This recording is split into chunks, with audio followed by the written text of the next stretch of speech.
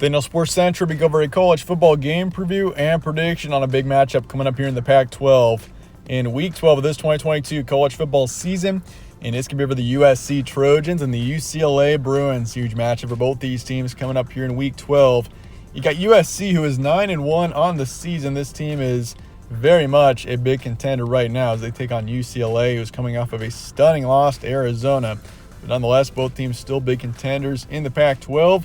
Should make for a good one. We'll be going over a full game preview and prediction on this matchup here today, starting with your team trends. USC beat Colorado 55-17, so a solid win for the Trojans there this past week. They're 9-1 on the season, and with a loss on the record, it seems as if USC is potentially out of college football playoff contention. They definitely need a lot of chaos to happen towards the top of the rankings if they want a chance to crack the top four. But at this point, I mean, if USC wins the Pac-12 as an 11 or a 12-1 team, there is still a chance that USC could sneak in to the top four, and that's why this is a crucial matchup for the Trojans in trying to stay at least in contention. But as for UCLA, this team lost Arizona 20-34. The Bruins were considered potentially the best team in the Pac-12 heading into last weekend, but after that loss to Arizona, that's obviously a stunner, and the Bruins are now 8-2 on the season, and it's been an up and down season for UCLA, that's for sure. I mean, they really started out strong. I mean, this team didn't take a loss until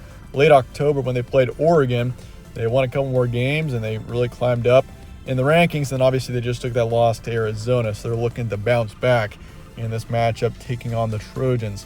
Games will be on Saturday, November 19th in Pasadena, California. So UCLA is the home team here, and you kick off at 5 p.m. Pacific time. Spread's going USC by 2.5, so the Trojans are favored by just about a field goal in this matchup, over under 75, and the FPI is going USC as well, 60.5%. So the Trojans are favored by just a bit in this matchup, which isn't too surprising, knowing UCLA coming off of their obviously shocking loss to Arizona, and the Trojans playing fairly well right now, even though defensively this team has been a bit inconsistent. Series history, USC leads at 49-33. UCLA won the last matchup, and USC has won 3 out of the past 5. Stat comparison, USC is a very strong team on offense. Honestly, both teams are very strong offensively, but on the defensive side of the ball, UCLA has been worse, allowing an average of 26 points a game. USC has been allowing 24 points a game, which places them at 43rd and 74th respectively in the nation. But especially, I mean, UCLA has been inconsistent defensively, but especially USC. I mean, USC, that's been the main concern for me with this team is, I mean, allowing 37 points to Arizona, allowing 35 points to Cal. Offensively, they've been able to get it done. They played actually very well on offense the past few weeks, but defensively, they have allowed a lot of points down in the stretch to this point. They are 9th in pass yards game in USC with Caleb Williams, who is obviously a top-tier quarterback. They're 30th in rush yards a game, and then for yards allowed, 92nd in passing, 49th in rushing. And as for UCLA, 9th in points per game. Strong offensive team. They are 35th in pass yards a game, 9th in rush yards, and then for yards allowed, they're 97th in passing, 33rd in rushing. So if you look at defensively, both teams aren't very good, but at least they're slightly better in the rush defense. Something to keep in mind, too, for USC, they are 38th in rush yards a game, but that could change, and for the worse, as Travis Dye is out for the season. That is a huge blow to USC.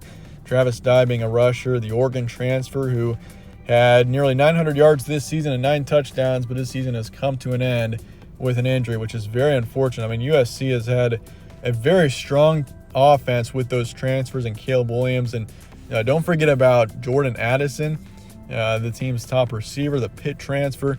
So, I mean, this is a strong team on offense, and losing Travis Dye is obviously very unfortunate and could have an impact for sure on this offense moving forward. But as for UCLA, Zach Charbonnet continues to be an outstanding running back with over 1,100 yards, and obviously Dorian Thompson-Robinson, DTR, has had a great season in himself.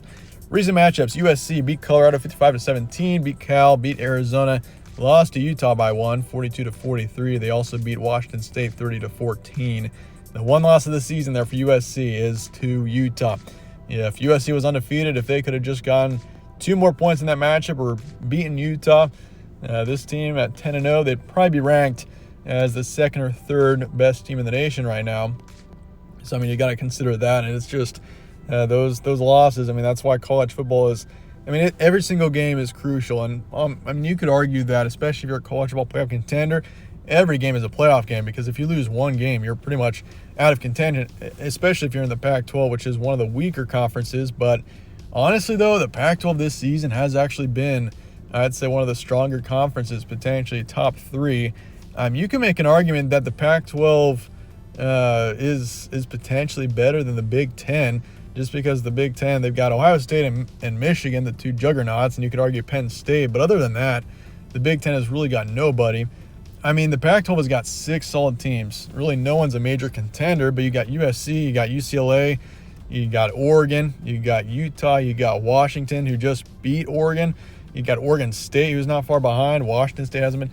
So, I mean, the Pac-12 has got several really good teams, and this is a good conference this season, even though those top 4, top 5 teams have just beaten up on each other, and because of that, we don't have a major college football playoff contender out of the Pac-12. But as for UCLA, they lost Arizona 20-34, beat Arizona State 50-36. That's one of those poor defensive games there. They beat Stanford 38-13, lost to Oregon by 15, and beat Utah by 10 back on October 8th.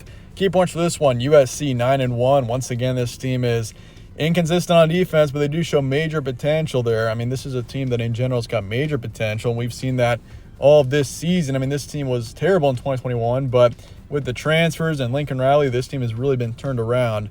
Offensively, they're a strong team, but once again, they've lost Travis Dye for the rest of the season.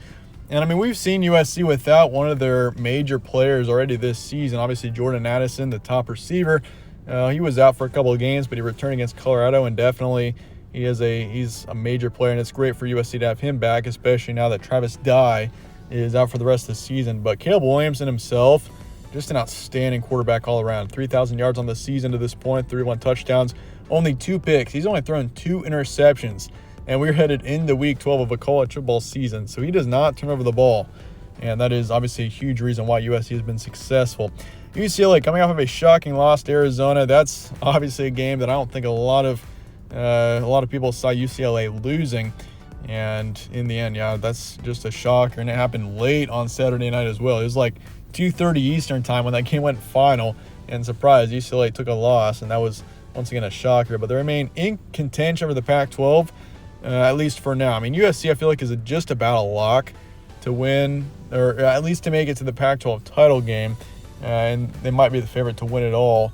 But, I mean, you got Oregon, who's not far behind, even though they just took a loss. Utah is still 6-1 in conference. They're a contender. UCLA is now a 2-loss team in conference, so they do need some help if they want to get to the Pac-12 title game at this point. But USC is just about a lock.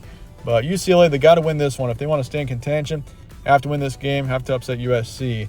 And Zach Charbonnet, it's going to be a true threat. Obviously, he's a outstanding running back, and definitely a guy that I think deserves more credit, especially considering he's already rushed for nearly 1,200 yards on the season and 13 touchdowns. But that said, let's get to the prediction here for USC and UCLA coming up here in Week 12.